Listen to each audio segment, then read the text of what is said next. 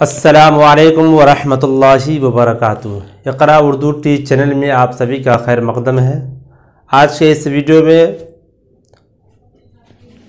दरख्वास्त बराए छुट्टी बवजह बीमारी, यानी बीमारी के लिए अगर बीमार पड़े हैं तो उसके लिए हमको दरख्वास्त लिखना है तो हम कैसे लिखेंगे,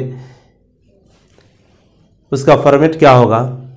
दरख्वास्त बराए छुट्टी बवजह बीमारी, बखिदमत जनाब हेड मास्टर साहब, बखिदमत जनाब हेड मास्टर साहब, government high school Muzaffarpur Bihar.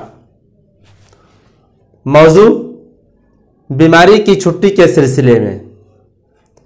उसके बाद लिखेंगे जनाब आली, गुजारिश है कि मैं आपके स्कूल के 10वीं, आप जिस क्लास में वहाँ पढ़ते हैं उस क्लास का आप नाम लिख सकते हैं। गुजारिश है कि मैं आपके स्कूल के 10वीं 12वीं जमात का तालिब इल्म या तालिबा हूँ। अगर लड़का लिख रहा है तो तालिब इल्म लिखेगा, अगर लड़की लिख रही है तो तालिबा लिखेगी।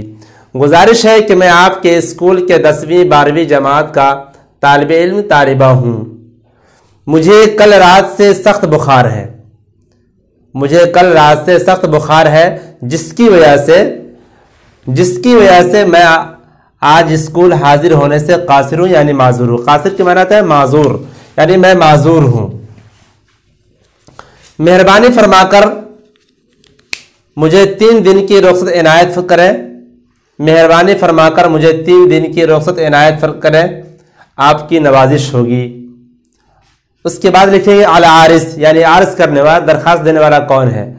अल आरिस जाहिद हसन मजहरी, यहाँ पर नाम लिखेंगे आप, यहाँ पर आप अपना नाम लिख सकते हैं।